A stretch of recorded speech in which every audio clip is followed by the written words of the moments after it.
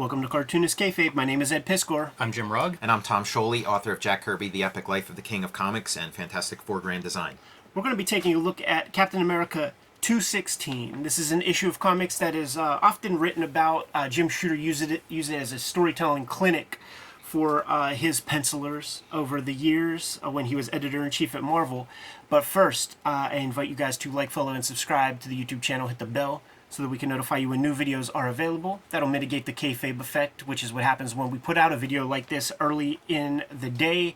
The people who see the video first get first dibs online at the cheapest copies available on Amazon, eBay, their comic shops, what have you. And if you watch these videos to the very end, you're helping out the Cartoonist Kayfabe channel by goosing the YouTube algorithm, pushing out our videos to a wider audience, helping us expand our subscriber base, which makes it possible for us to continue doing these videos on a regular basis. So let's take a look, man. Captain America 216, with a Gil Kane cover, and it reprints an old issue of what is it? Strange Tales. Strange Tales 114. So this fill-in issue. Yes. Right, yeah. You know, somebody wasn't making deadlines. Which was fairly common, I think, at Marvel at this time period. Yes. And what we're reprinting here is a comic that was preceding Avengers, was it issue 4, where Captain America gets thawed out of that block of ice. Now it says, please do not ruin the surprise or reveal the surprise ending of this tale. So maybe we'll honor this, Yeah, and not get to it till we get to it. I think it's part of the storytelling Yeah. of the comic. And that was like a thing that was part of the marketing for the movie Psycho, Alfred Hitchcock's Yes. Psycho. So That's so cool.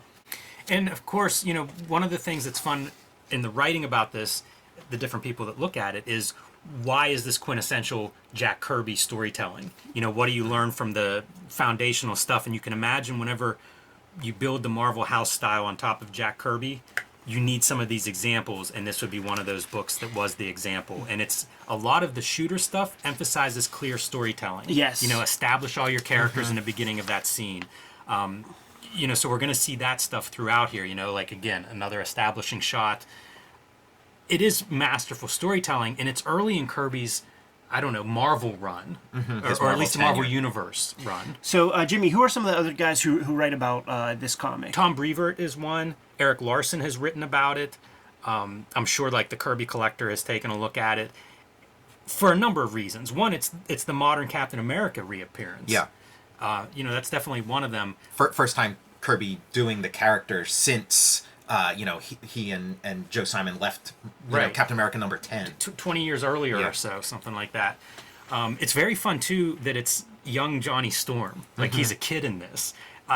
It's just a different era. You know, most of the Kirby stuff that I read, it's more of that 70s era. It's later Kirby. Yeah. This is still sort of like building that Marvel Universe style, and it's a young Kirby with young Marvel characters. I like that in the Marvel Universe, like old retired superheroes, it's like when Jerome Bettis comes to the local Yes. Dean Honda. That's right. Yeah, and Johnny Storm's a kid.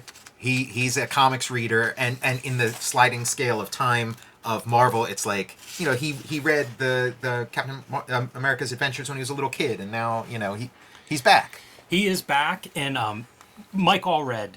How many times did Mike Allred look at this comic? Like, this is a Mike Allred drawing, practically. Yeah, and you talk about, like, what are the lessons you get from this? Like, for one thing, it's just, like, constant visual inventiveness from, like, the first page onward. There's all this, like, weird danger room type stuff that Kirby basically invented. Just strange shapes you've never seen before that, like, it's just a cool idea, leads your eye through it. And you have this flame character, and there's a lot of really great imagination given to, like, how do you stop a flame character in an unconventional way. So, one of this things that I read everywhere is, like, Kirby's doing about 5 pages a day at this time, so there's not a lot of time to ponder these panels. So whenever you see stuff like this kind of eye movement, it's almost instinctive that that's what he's bringing out. Totally. Ed, could you back up a little to the, like, first appearance of Cap in this issue where he jumps out? Because this is what really sells it. This is like the money shot. This is the closest to, like, a splash you're going to get in these kind of comics. And that's a great Captain America. And also, like, there's, like, a melancholy to his look and his face and even his build, He's really good too with these long shots of characters. Like you see Captain America believably looking like he hit that hood of that car and he's kind of rolling and recovering there. Sure. And you're going to see several of those throughout this issue of like movements where it's like, wow, the physics there just look right. I love this. Johnny's like the flame on stuff, both the drawing and the color work really well there. But I also like that this could be like an Archie teen comic or something. You know, you're sitting in the house with your girlfriend, looks like a regular house. Yeah, looks like the Brady Bunch house. Yeah. This is like Ditko-esque. I love that. Like you rarely have two images pushed so far away. Yeah, and just amazing, like diving down towards this flagpole.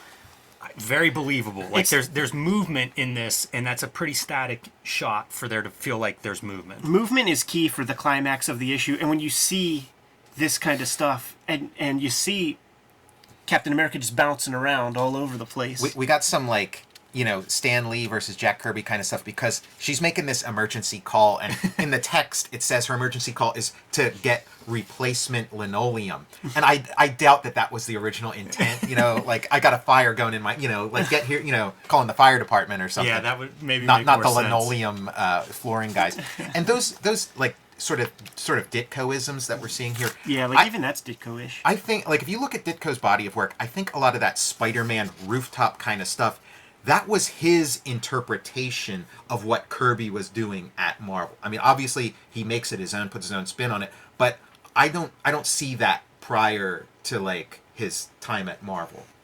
Interesting. The story is Torch and Captain America kind of butt heads in that first meeting. Yeah. And now we see Captain America springing these guys that they captured that had stolen the car. And this is a piece that Larson writes about and how the characters are going down. You know, they're supposed to be climbing up the side of the building. But I've seen Larson online will redraw that panel as like essentially just, you know, making it so they're going up instead of down. Kind of a minor piece. But an interesting critique. Jim Shooter says it's not guys crawling across a street, right? Because it's established in the previous panel. This panel's nuts looking. Yeah. I love it. Like hanging on those bars from the outside. It's amazing. And the colors against the background color is so good there too. Feels kind of Sin City too. Like, yeah. This almost felt. I was like, is that a high contrast? Like, did they have xerography? But it's not. It's all pen and ink. Yeah, and some of the perspective stuff, like Torch flying ahead of those police, looks really great. Yeah, we got this like motorcade going, and like you see a 60s motorcade, you can't help thinking of like JFK, but this is, you know, obviously prior to that. Look at this. Oh yeah. I mean, I wonder, like looking at this, because I think the Captain America shots are all really spectacular. Is this Kirby jazzed to have like Captain America back on the page, back under his pencil, or is this just him at like the height of his powers? Yeah, I think you can't fake like the real enthusiasm, and I think that is part of it. And maybe Jack and Stan have it in their heads that this is kind of like a dry run, like we're gonna you know, this is how we're gonna get Cap back. I know like Stan Lee has said that Martin Goodman was always hesitant about bringing back Captain America when they brought him back in the 50s, and like to him he's a World War II character and has no, and so I don't know if like this was part of the sale that, you know, they're trying to sell him on it. Cartoonist Kayfabe is brought to you by the comic books that we make. Currently, Jimmy is soliciting Hulk Grand Design Treasury Edition, going to come out around Christmas time, but we need your pre-orders in right away, capturing about 60 years worth of Incredible Hulk comics lore into one hefty package. And Jim put the design together and got exactly the production values he wanted out of the project. It is a must-see. September 2022 is when the Red Room Trigger Warnings trade paperback is hitting the stores. Thank you so much for supporting Red Room, the Antisocial Network. This volume will fit comfortably right next to that one, collecting the 2022 season of Red Room Comics, along with probably 75 pages of extra material. Hit our links in the link tree in the description below this video to order our comics and to pre-order future comics. Now that we're done paying the bills, back to the video. Yeah, I did wonder, like, what's the time frame between this and when Captain America actually reappears as, like, in the Avengers, you The know? Kayfabers know, and they just put it in the comments right there, man. Classic Kirby 4-panel page. And some really good action, him jumping out here. Yeah, and space age stuff too. You know, we got the little capsule, you know. This is just the wildest panel. I think this is one Shooter said it'd be like 4 panels. And Yeah. he talks about showing Barry Windsor Smith or asking Barry Windsor Smith for certain stuff at Valiant, and Windsor Smith being like, "That's 3 panels at the minimum." And then he would pull out this issue, Shooter would, and be like, "Well, look at this," where multiple time frame is happening in the same panels, but there's so much going on here. Yeah, a superhero comic today, that would be the set piece of the whole issue. Right. And then the rest is dialogue. Gosh, the motion though is so amazing. The motion is key. It's fun reading this too because again, this is a time period where I don't know, 7 years old maybe your target audience, and it feels like you're just never letting up. Like there's something here on every single panel for a kid. He sets up a trap for the Human Torch with a mop and then like a makeshift human-sized bow and arrow. That's the one that stands Phenomenal. out. That stands out to me as like the inventiveness of like there's a million ways you can take down a fire, but to think of like soaking a mop and making an arrow, a bow and arrow that you have to do with your feet. Like, come on, that's awesome. And how clear it reads. Yeah. Like imagine drawing that if you hadn't seen a sequence like this. It's genius. Yeah, Kirby really excels. Like he creates these characters, gives them powers, and always comes up with really awesome uses for the power and ways to do away with it. It sets it all in motion, and you can't help but see his like childhood of like climbing up fire escapes and stuff. Playing Feels out like in it. this. Yeah, there's a lot of these kinds of different points of view, like high up, bird's eye point of view and stuff. Super effective. Johnny Storm is like $1 million in this comic. It's funny to read this now because in my mind, Captain America way elevated above Human Torch. But at the time, it would have been Human Torch as the guy holding down the Marvel Universe, and Captain America, maybe we'll see if we can bring this old guy back. He's a has-been. Yeah. Yeah, those Human Torch comics read so weird too because they're not even part of the Fantastic Four universe. Yeah, they're kind of like half Marvel, half DC. Look at this for super weird drawing of blowing out this truck that Captain America tried to trap the torch in, but the pressure builds up and it explodes. But what a weird drawing. And it makes sense. If you told me to have a truck, the back part blowing up, lined with asbestos and blowing up, I don't know what I'd come up with I mean, either. Kirby's probably had a truck blow up in his face. That asbestos is super important, man. I remember like Spider-Man's asbestos-lined spider costume. Yes, and Batman has asbestos lining in his cape. There's a comic story there. It would have been done in the mid-90s. And here's our reveal that it is not Captain America, but it is the Acrobat.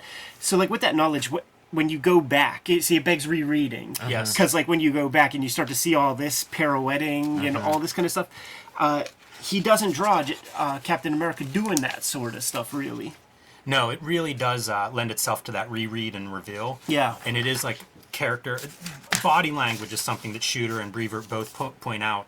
There's so much good body language in this, and that acrobatics, front of the line. Like this is the stuff that makes me think of Mike Allred because he never draws Madman just static, straight on, or a side view. The character's always moving, bouncing. The trunk is always bent over or bent back. There's great moments like that, like Captain America, middle of stepping out of this shuttle, like 1 foot out the door. It's all of it is perfect timing in that way.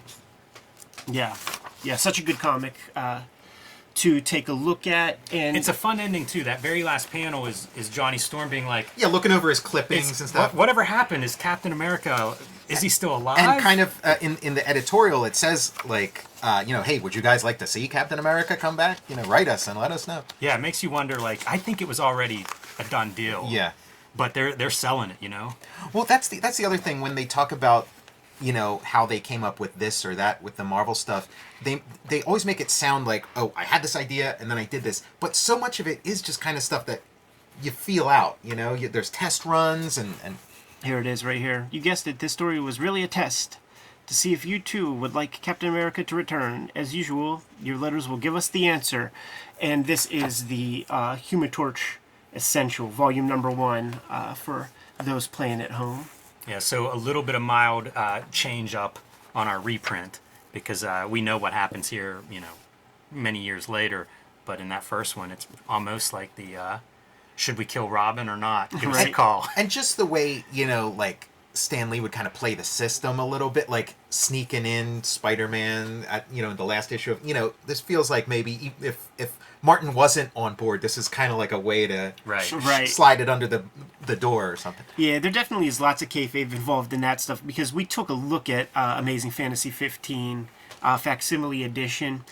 It was foretold, like, there's going to be a Spider-Man comic. Like, no numbers were in. Yeah, you can definitely feel the excitement of Like, they the knew guys they had making, something. Yeah, Like, yeah, it definitely. it's a very special costume. Yeah, it wasn't like a surprise hit. Super fun to look at, fellas. You guys good to go? Yes. Kayfabers, like, follow, subscribe to the YouTube channel. Hit the bell. We'll notify you when new vids are available. Jimmy, what do you have out there, man? Hulk Grand Design, the collected oversized Treasury Edition, is heading to the printer now and will be in stores in time for Christmas this December. But you need to pre-order that now from your comic shop, online, at your library, wherever you get your books. Let them know now to get Hulk Grand Design, the Treasury Edition. And join me on patreon.com/JimRugg to see more of my comics and art. Tom. Check out Jack Kirby, The Epic Life of the King of Comics, Fantastic Four Grand Design, American Barbarian. Go to my Patreon and see all kinds of comics that have never been published before. And check out my YouTube channel, Total Recall Show.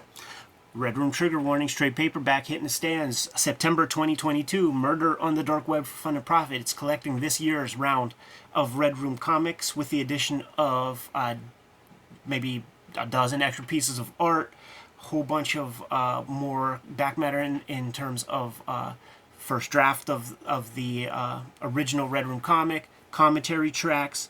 All sorts of stuff is included in that trade paperback. You can read forthcoming issues of Red Room right now at my Patreon. $3 will get you the archive there. Putting new strips up every Tuesday, and I'm serializing the next round of Red Room comics that won't see the light of day for at least 6-7 months from now. Jimmy, what else do we have out there? Subscribe to the Cartoonist Kayfabe newsletter at the links below this video. You can also find Cartoonist Kayfabe t-shirts, merchandise, and fanny packs at the links below this video. That's another great way to support the Cartoonist Kayfabe channel. Given those marching orders, will be on our way. Make more comics.